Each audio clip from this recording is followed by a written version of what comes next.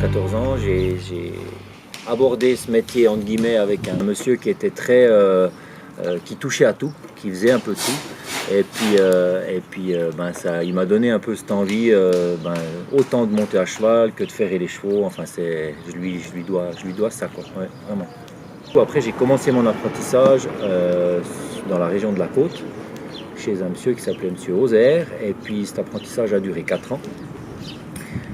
C'était un super maréchal, mais très très classique. Et puis après ça, j'avais toujours mon envie de monter à cheval, donc je me suis fait engager chez Ether, un marchand de chevaux, où là j'avais un contrat un peu spécial. Je pouvais monter 4 chevaux le matin et ferrer l'après-midi exclusivement pour eux.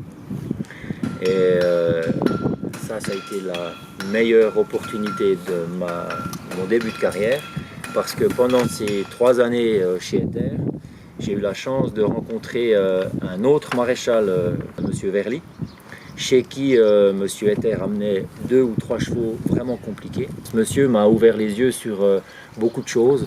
Tout ce que j'avais appris pendant 4 ans, c'était vraiment qu'une base.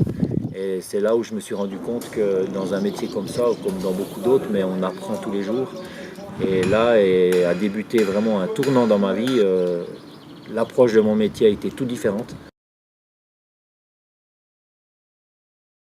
C'est avant tout le physique, savoir écouter son corps aussi, savoir se rendre compte quand il y en a trop. Et puis après, il y a tout le côté gestion du stress, des clients, des attentes des gens. Au début, j'avais un employé un jour par semaine.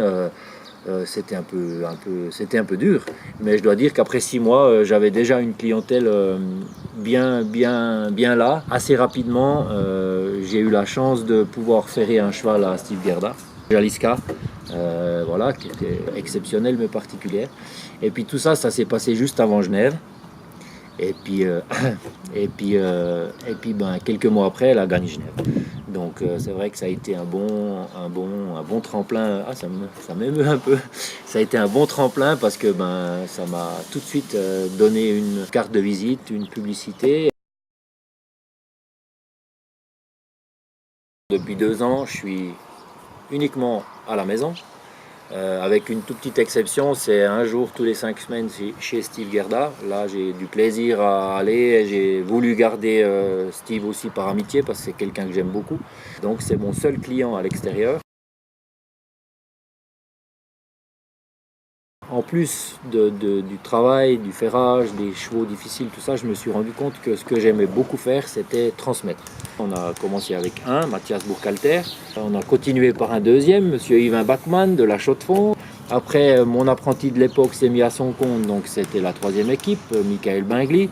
Et puis le dernier en date, Jérémy Gonin d'Yverdon, c'est le plus frais, entre guillemets. Mais ce qui est sympa, c'est que c'est tous des jeunes qui sont super motivés, qui s'entendent très très bien ensemble et ils ont tous un peu leur secteur. Le bon maréchal moderne, c'est la personne qui sait écouter ses collègues, c'est quelqu'un qui arrive à prendre tous les éléments de la situation en compte et surtout qui sait se remettre en question et qui sait dire je me suis trompé ou je sais pas. Dire je sais pas. C'est difficile de dire je sais pas, mais pas beaucoup de monde arrive à le faire. Mais ceux qui arrivent à le faire, en général, ils avancent après. Le haut niveau, c'était quelque chose que j'ai toujours voulu faire. J'ai toujours pensé quand j'étais jeune, j'aimerais faire une fois les chevaux de la télé. Et les chevaux de la télé, je les ai faits. Mais je me suis assez vite rendu compte que ce qui m'intéressait, en fait, c'était le cheval, quoi.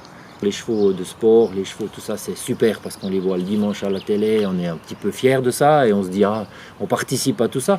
Mais les monsieur tout le monde qui amènent leurs chevaux et ça m'apporte beaucoup de plaisir.